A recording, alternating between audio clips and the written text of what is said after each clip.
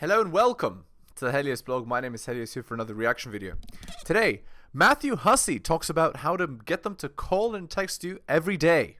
Let's get into it. The reason she's alone is because she's difficult. Women are not accepting the bare minimum. Women fuck men they respect. All the women who say things like, I'm strong, independent, I don't need no man, like, y'all impress me. Women just gaslight each other and say what they want to hear.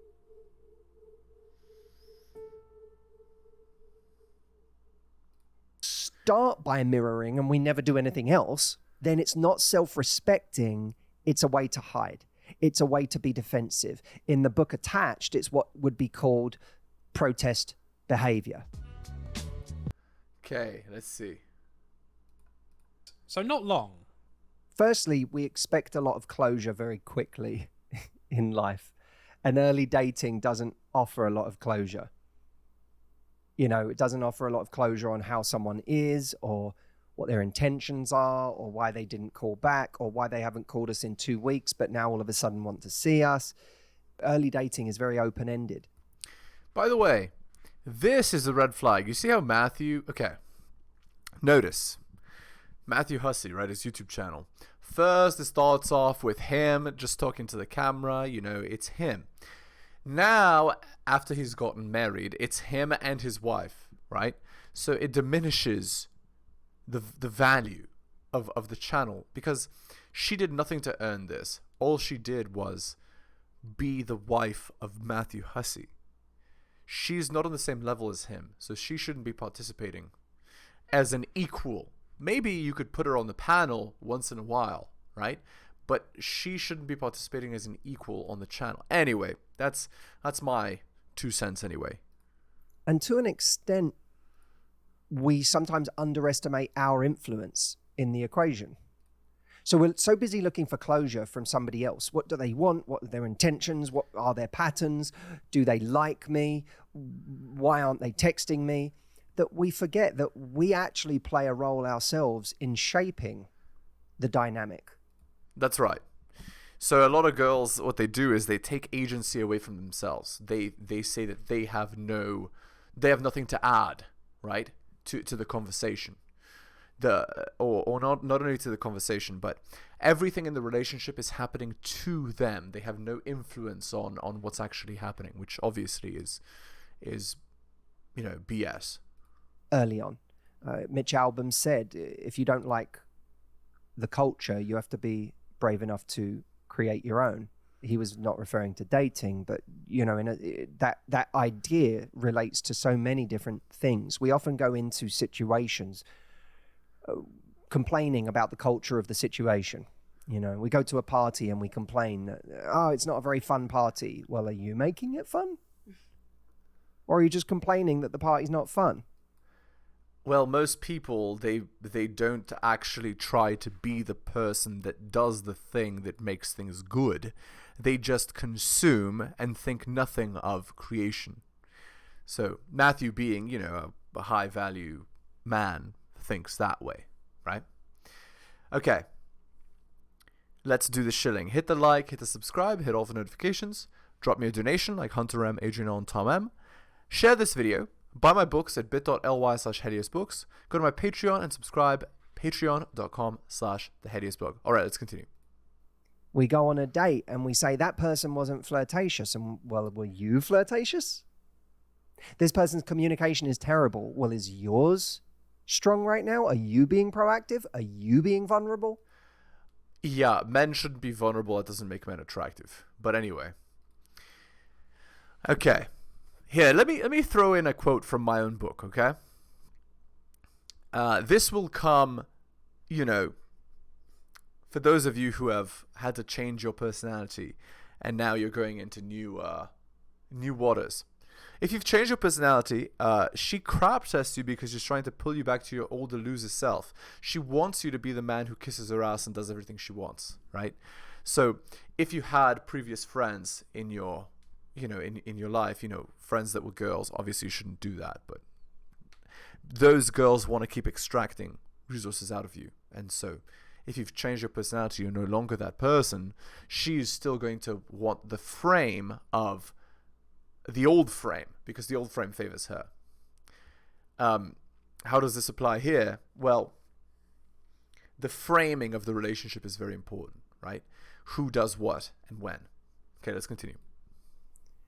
And so we're kind of, a lot of us just go through life reacting to culture and complaining about culture instead of being brave enough to create our own culture.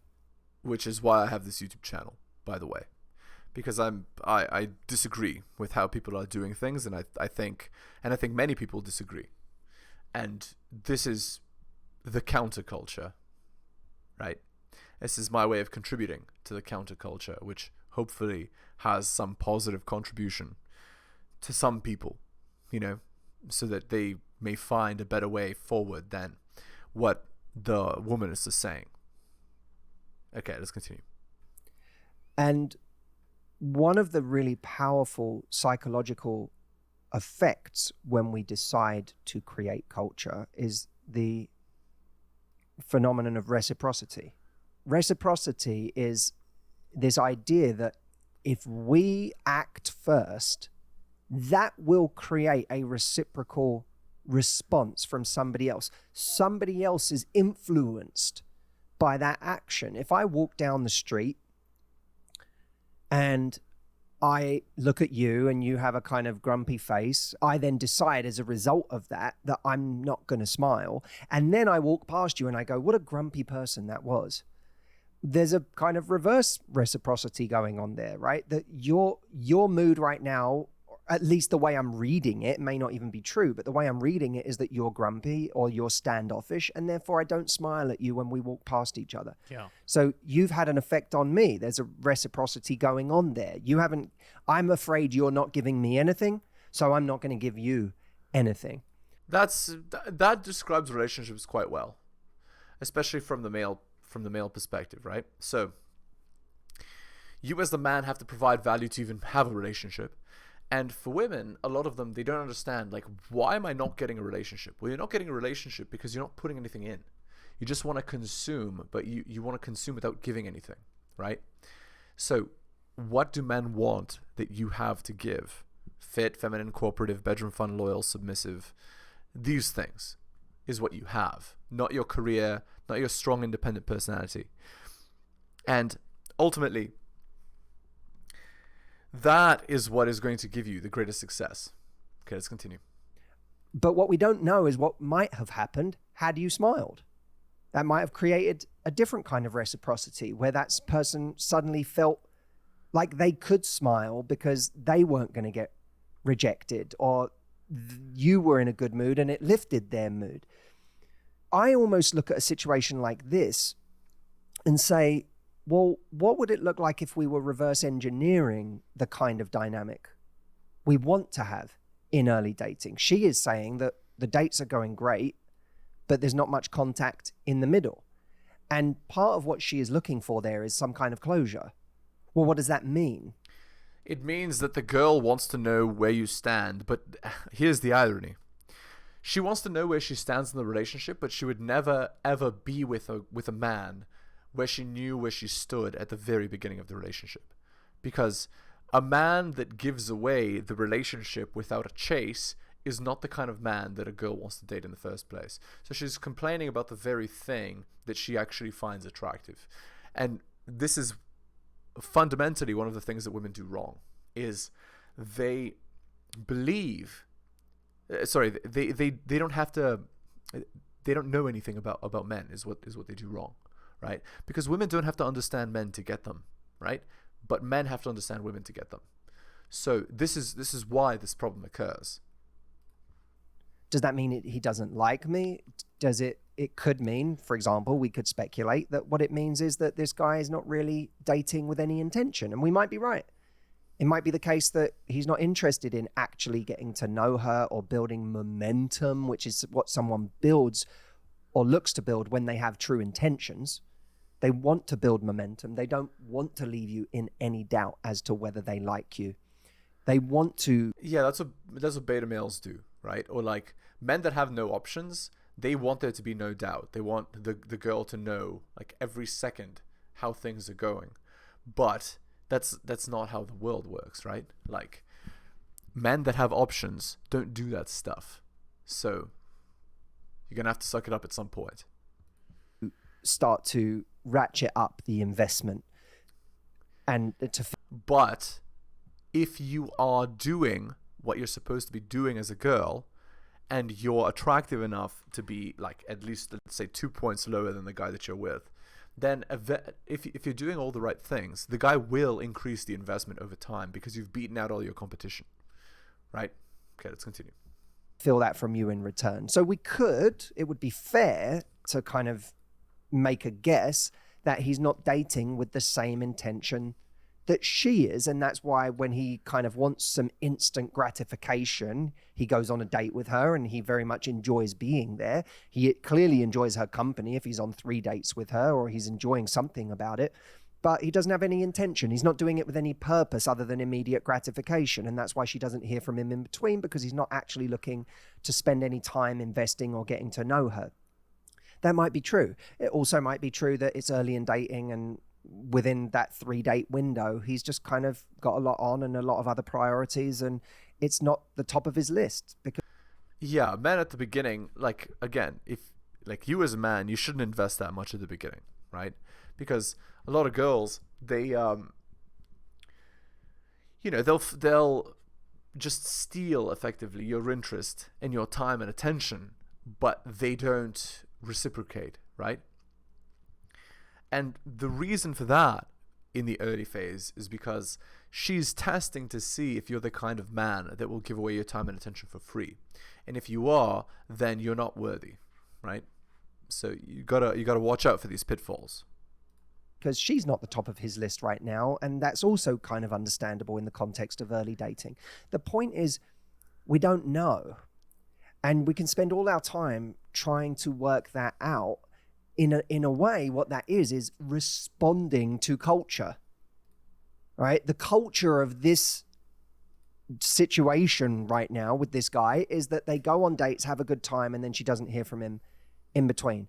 That's the culture. So rather than looking at why is the culture like this, which can be a pointless exercise with no clear answers, what we can do is apply that phenomenon of reciprocity, or make it work in our favor by saying, okay, what would this look like if I was creating the culture? Hey guys.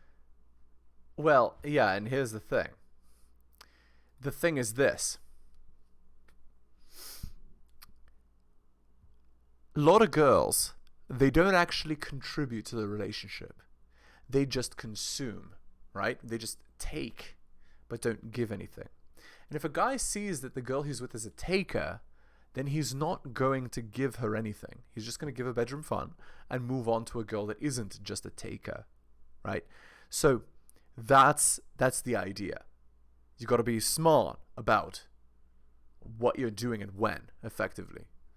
Modeled the behavior I want to see. And this is where I want to kind of clear something up, because people have heard us, if they've been a long-time listener of the podcast or viewer of our videos, they've heard me or you say some version of, don't invest in someone based on how much you like them, invest in them based on how much they invest in you. That's right. So if you're a man and you see the girl is hot and cold, she's not really interested, she doesn't reply to your texts, when she shows up, if she shows up at all to your dates, she's not dressed up nice, she mentions other men, all of that kind of stuff, we're not investing more. We're investing less.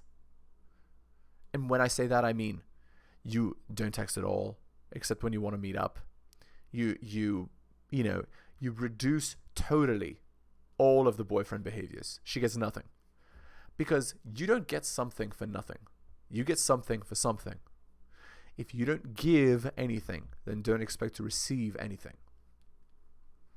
That should be your attitude. If she is not giving me what I want, I'm not going to give what she wants. Simple as that. Yeah. Now that looks, on the surface, like a bit of a reactive approach. Yeah. That looks like waiting to see what the culture is and then responding to that. So I just sit back and watch what vibrations come out, and I just decide to match them. Exactly. Now that's mirroring, to use NLP language, And that has its place, right? That says don't invest more than they are. The only problem with that is that if everyone takes that approach and everyone is the two people in a dynamic in dating, then no one makes a move. Because we're all just waiting for the other person to make that first move. And then we go, okay, they did something. I'll now do the same amount. Right. Now, of course, men are the ones that are supposed to initiate, right? So, of course, you're going to initiate. You're going to set the frame. You're going to set the attitude. You're going to set the pace of things. And then if you're not getting what you want, then you're going to cut it off, right? Logically. At some point, someone has to be brave enough to step out of mirroring and model the behavior they want to see in the other person. Right, exactly. So there's mirroring and there's modeling. The modeling is the proactive part. The mirroring is the reactive part. When someone comes to us and says, in between dates, he doesn't reach out, and I'm following your advice to invest in who invests in me and to invest as much as they do. Well, right now, based on what he's doing, I'm not doing anything.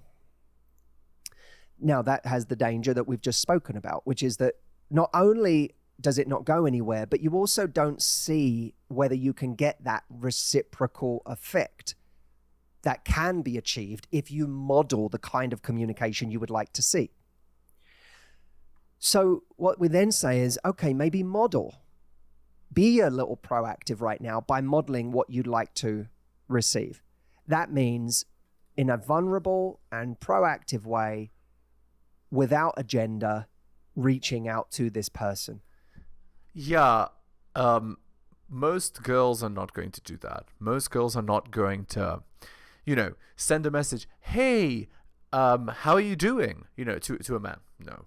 99% will not do that because they get attention from 500, loser men that want her attention. She's not going to send that text because, girls have that thing where they're like, no, he should come to me, that attitude, right? But what girls don't understand is if they don't do that, they're going to lose out to their competition that does. But so it goes. It could be in the form of, hey, how's your day? I was just thinking of you. It could be referencing a joke that you both had on the last date. It could be just letting someone know that you were thinking of them or that you'd like to see them again. But you are there modeling the behavior you want to see. And you might even do that a couple of times. It might be that you model the behavior you want to receive by picking up the phone and calling someone, thereby showing them that you are comfortable on the phone and that a phone call isn't a strange thing to you. Yeah. Try finding a girl in 2023 that's proactive and actually puts in effort like that. It's extremely rare. That it's actually perfectly normal for you to have a phone call. And therefore they should not feel embarrassed or ashamed to call, or they shouldn't feel kind of like they're treading on eggshells around you. They should feel free to pick up the phone. That's modeling. Mirroring can turn from self-respecting behavior, if we're not careful, into a form of defensiveness or protectionism. You didn't text me? Well, I'm not going to text you then. It can be that kind of reactivity. So mirror. That's what girls do. Yeah. Like 99% of the time. Again, Matthew's trying to teach these girls how to get the guys they actually want. But again, the amount of girls that are actually going to do this behavior is slim to none. That's my prediction anyway. Mirroring can be strong if it's like, hang on, I'm respecting myself. You're not giving me a lot, so I'm not going to give you a lot, which should be the case if we model first what we want to see and we find that consistently they do not meet us there. Now, this is good advice for men, right? If we find consistently they don't meet us where we are, then, well, it's obvious what the deal is, that she's just not interested, right? And if she's just not interested, go invest your time in a girl that actually is interested. At that point, mirroring makes an awful lot of sense in order to be self-respecting. But if we just start by mirroring and we never do anything else, then it's not self-respecting, it's a way to hide. It's a way to be defensive. In the book Attached, it's what would be called protest behavior. Right. I'm in some form or another, I'm acting out or hiding as a way of protesting the behavior in you that I don't like. That is following, it's not leading. Leading comes when we model the behavior we want to see. Right, absolutely. And men should be the leader of the relationship. So, like, there's nothing you can do about that. Men are the ones that need to model the behavior. Right? So, ultimately, there's nothing you can do about that. Like, you as the man need to lead the relationship in the direction that you want to go. And if you're not leading the relationship in the direction you want to go, then it's going to go badly for you. Mirroring is appropriate when, after having modeled the behavior we would like to see, they show that they are either incapable or unwilling of meeting us there. And from the nature of this question, I see someone who's doing a lot of mirroring, but who hasn't been vulnerable enough yet or brave enough yet to do a whole lot of modeling. This is like woo-woo garbage. You've just said there is really, really interesting to me. And I think essentially what you're saying is you need to turn it on its head, and you need to see reaching out as not an act of desperation, but rather you being willing to ask for what you want. And what you're doing essentially is modeling, I think, requires a lot of confidence and willingness to be vulnerable and putting yourself out there. Yeah. Again, most girls are not going to be doing that, because most girls are not confident or willing to put themselves out there. Yeah. And it's funny because those behaviors are masculine. So you don't really, like, men don't really want to be with a girl that's doing that. It's going to feel pushy, right? If she's modeling what she wants out of the relationship, right? But truth be told, at the beginning phases of a relationship, when a guy isn't interested in the girl really, and she starts by texting regularly, right? He's going to think that she's very interested, and that might actually increase the guy's interest if he didn't previously have it. He's going to think, she really wants to be with me, she's really interested in me, maybe I should, see where this could go, right? But a lot of girls aren't going to make this step. That's just 2023. Women have so many options. They're not really going to do this. What would you say in terms of, because that's a very counterintuitive thing to do, especially I think for women, where we're told that, men will come to us and, we should not ever come across as desperate. We shouldn't be the ones reaching out. We shouldn't be the ones initiating.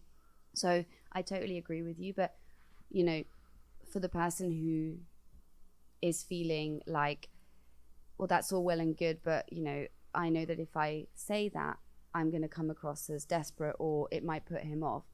You won't really come across as desperate.